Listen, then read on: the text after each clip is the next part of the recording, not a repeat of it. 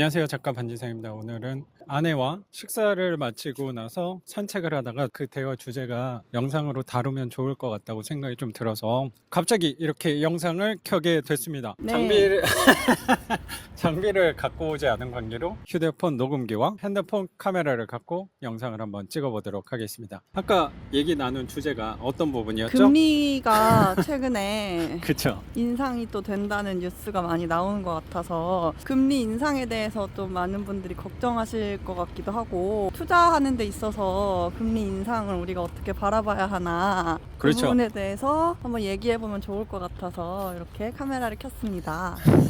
그 금리 인상은 항상 주기적으로 질문을 저는 받는 것 같아서, 저도 요새 교육생분들도 그렇고 가족들, 지인들, 그리고 여보도 그 얘기를 방금 꺼낸 계기로 해서 우려와 걱정들도 되게 많다고 생각이 좀 들어서, 금리 올라가면 어떻게 되냐, 괜찮냐, 우리는 걱정할 거 없냐, 그 질문, 이거는 여보한테만 전달한다기보다 우리 네. 구독자분들하고 같이 얘기를 나눈다면 도움이 좀 될 것 같아서. 좀 금리가 내려갈 때까지 기다리는 게 좋을까요? 아니면 지금 금리 인상이 된다고 하는데 불구하고 그래도 지금 당장 투자를 시작해도 될지. 그러니까 그 금리는 언론에 나오는 것도 물론 중요하다고 생각하는데, 저 같은 경우는 대출도 금액이 많다 보니까 정확히 피부로 느껴지는 부분과 언론에서 보여지는 모습은 온도 차이는 있다고 생각이 좀 들어요. 네. 생각이 좀 드는데, 일단 금리가 제가 느끼기에는 지금도 최근에 많이 올라간다고 생각이 드는데, 오늘 날짜 기준이 10월 며칠이죠? 모르겠네요. 10월 27일. 10월 27일 금요일인데요. 그렇죠. 10월 27일 금요일이니까 그러면 10월 말 기준으로 해서 금리가 실제로 높아진다, 저는 실제 알람 문자도 많이 받고 있긴 한데 네. 나는 전혀 걱정 안 돼. 뭐 그런 부분이랑은 좀 거리는 멀 수 있을 것 같아요. 여기 앉아서 할까? 그러니까 언론에서 말한 부분이랑 실제로 대출을 받고 이자를 내는 그 입장으로 한번 얘기를 해보면, 피부로 느끼는 금리가 제일 비쌌을 때는 최근에 작년 하반기였다고 나는 생각을 해. 작년 하반기 때가 거의 한 3%, 3.5% 뭐 그 정도 한국은행 기준금리가 됐을 거라고 생각하는데, 작년 하반기 이후로 기준금리는 변동이 없는데 왜 작년 하반기 때 내가 느끼는 금리 이자를 제일 많이 냈을까? 왜 그랬을 것 같아? 그때랑 지금이랑 기준금리는 똑같거든. 작년 하반기랑 지금이랑. 아니면 올해 초, 내가 그거는 정확히 기억이 안 나는데 오히려 기준금리는 똑같은데 내가 느끼는 체감은 사실 작년 하반기가 더 무서웠다고 생각해. 왜 그런 것 같아, 여보? 은행의 가상금리가 더 높아서? 그렇지. 일단 여보는 역시 금융에 대한 이해도가 상당하다고 생각이 좀 드는데, 기본적으로 금리 같은 경우는 여보 되게 잘 찍네, 프로페셔널하게.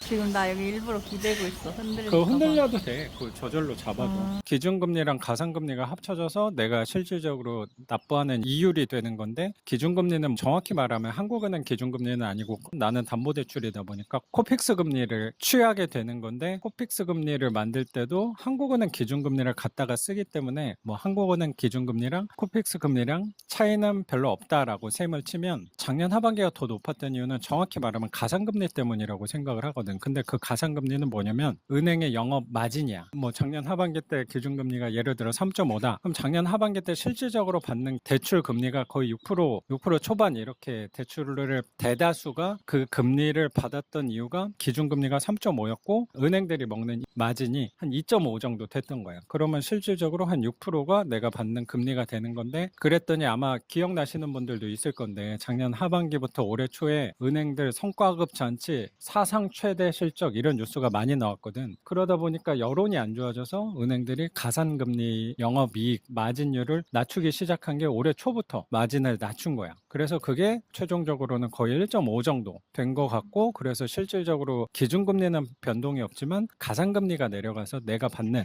시장금리가 전체적으로 떨어졌고, 실질적으로 뭐 올해 초 상반기 이렇게 대출 받으시는 분들은 거의 금리가 4% 중반, 좀 높으신 분들은 후반, 이렇게 금리를 받았던 것 같아. 금리가 올라가니까 이제 가상금리는 아마 더 올리기는 이 여론 때문에 쉽지 않을 것 같고, 이제 다시 올라가니까 조금 올라간다 하더라도 아마 작년 하반기에 내가 받았던 실질적인 금리 한 6% 선에 그게 도달하기는 아직 여유가 나는 있다고 생각이 좀 드는 거고.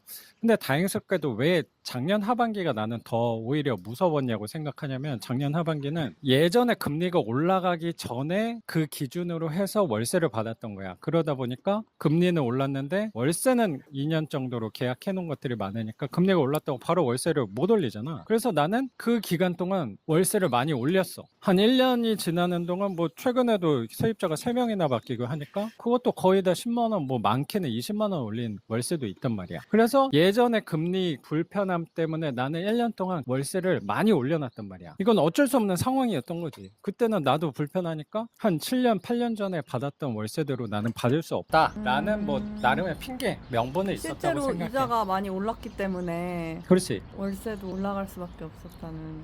그렇지. 뭐 손해를 보면서 세입자를 받을 수는 없었으니까. 그때 당시에 나도 기억이 나는 것 중에 하나가 월세를 내가 이런 사유 때문에 금리가 너무 올라서 이자를 올리겠다라고 얘기를 했더니 뭐 실제로 세입자가 이해한다. 이런 의견이 더 많았고 10만 원 올린다고 했을 때 이 월세는 너무 비싸서 나가겠다라고 한 세입자는 단 한 명도 사실 없었단 말이야. 그러면 오히려 오히려, 월세가 전체적으로 많이 올랐기 때문에 그의 이자에 맞춰서 월세를 올려도 시장 가격에서 꽤 나만 오른 건 아니었다. 그렇지. 오히려 세입자분들도 알아봤을 거 아니야. 근데 그 세입자분들도 그래도 저렴한 10만 원이 올라도 저렴하니까 있었을 거라고 나는 생각하거든. 근데 뭐 중간에 그때 나가신 분들도 있었으니까 나가시고 새로 들어온 세입자분들이 나는 기존에 있는 세입자는 잘 안 올리려고 노력은 하는데 세입자가 나가고 나서 새로 받는 세입자에 대해서는 당연히 시장 가격으로 내놓으니까 예전보다 받았던 월세는 더 많이 올랐지. 그래서 1년 지나는 동안 나는 월세를 많이 올려놨기 때문에 지금 이자가 올라가는 거에 대한 부담감은 조금 덜한 거는 분명한 것 같아. 뭐 나는 자신 있다, 두렵지 않다 이런 부분은 아니겠지만 분명히 부담은 좀 덜하다라는 생각은 드는 것 같고 그러면 기존 거에 대해서는 내 나름대로는 대비해 놨기 때문에 뭐 불편한 게 없다라기보다 좀 덜하다라는 부분은 있는 것 같아. 특히 이거는 불편하다, 불편하지 않다는 비교를 해봤을 때 내가 작년 하반기랑 대비했을 때 1년 전과 지금을 대비했을 때랑 비교했을 때 조금 더 덜 불안하다는 거지. 나는 괜찮다 이런 부분이랑은 좀 거리는 있는 것 같아. 그리고 나는 요새 수업 모집하고 수업하면서 그런 질문도 또 많이 받는데 두 번째로 또 넘어가면 항상 금리 올라간다는 언론에서 뉴스가 많이 나올 때 그런 얘기 그런 질문들이 많더라고. 특히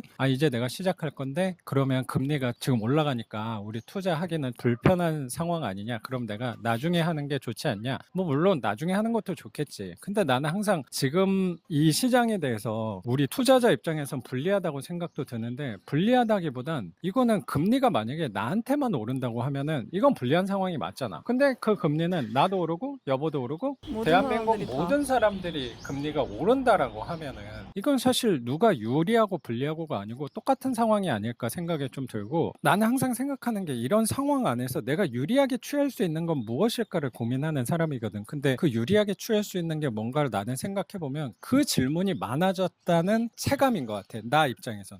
그게 무슨 얘기냐면 사람들은 분명히 이 질문은 사실 올해 초 같은 경우는 하는 사람이 거의 없었는데 그런 질문을 받으니까 요새 사람들의 심리가 조금 위축되는구나라는 생각을 오히려 간접적으로 하게 되는 것 같거든. 전체적인 투자 심리가 금리로 인해서 많이 위축되고 있는 것 같다. 그렇지. 그 금리가 올라간다는 부분은 사실 뭐 신경을 우리가 안 쓴다라기보다 금리가 올라가면 그만큼 투자 심리를 위축이 되니까 그 위축되면 결국에 투자자들, 우리는 경매, 부동산, 그 시장에 사람들은 빠져나간다는 거 아니야? 그러면 이거는 어쨌든 경쟁 입찰로 되는 건데 사람들이 입찰자가 줄어들었다는 거는 분명히 내가 싸게 살 수 있는 기회는 분명히 늘어났다는 건 맞다고 생각이 들고 나는 금리가 이만큼 올라간 만큼 입찰 가격을 더 빼고 나서 생각하면 되지 않을까 생각이 드는 것 같아. 오히려 위기 속에 기회를 찾을 수도 있다. 뭐 그런 셈이 되는 거지. 뭐 나는 이 위기 상황을 기회로 살리겠다라는 관점이라기보다 나는 항상 하는 사람이기 때문에 그 시장 금리에 맞춰서 입찰가를 만들어서 넣으면 되지 않을까. 거기에다가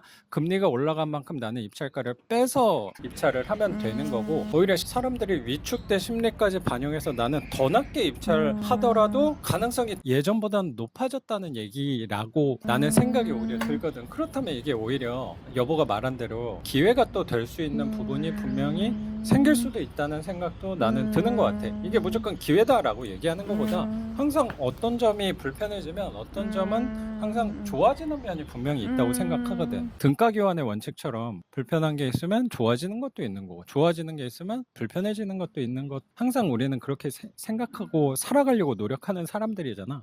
근데 사람들은 금리가 올라간다는 그 두려움에 대해서만 나는 생각한다는 게 조심스러운 거지. 물론 금리가 올라가서 두려운 부분이 당연히 그럼. 있지만 그렇지. 그 안에서 그래도 우리는 투자를 기다리기보다는 이 안에서 우리가 할 수 있는 방법도 있다. 그렇지. 그러니까 나는 지금 당장 할 수 있는 방법을 찾다 보니까 항상 이런 생각의 습관에 노력을 한다고 생각이 또 들거든. 거기에다 하나 더 덧붙여서 얘기를 하면 금리가 올라가는 것 때문에 시장은 위축됐어. 그러면 사람들, 투자자, 경쟁자들은 덜해졌다는 생각인데 여기에 더해서 지금 빌라 황제들, 빌라 왕들 때문에 경매 물건은 분명히 많단 말이야. 주택 시장에 물건은 쏟아지고 있는데 투자자 경쟁자는 덜하다. 이거는 내가 얘기를 하지 않아도 유리한 상황인지 불리한 상황인지 이거는 판단하기가 난 수월할 거라고 생각하거든. 그래서 여보랑 얘기했던 게 그런 부분인 것 같아. 나는 오히려 사람들이 이제 덜한다라고 생각이 여론이 조성된다는 걸 많이 느끼게 되니까 내가 취해야 될 것은 무엇인가를 나는 생각하는 것 같아. 그럼 내가 취해야 될 건 뭐야? 이거는 너무 간단하다고 생각하거든요. 내가 취해야 될 것은 무엇인가요? 그냥 하던 대로 하면 된다.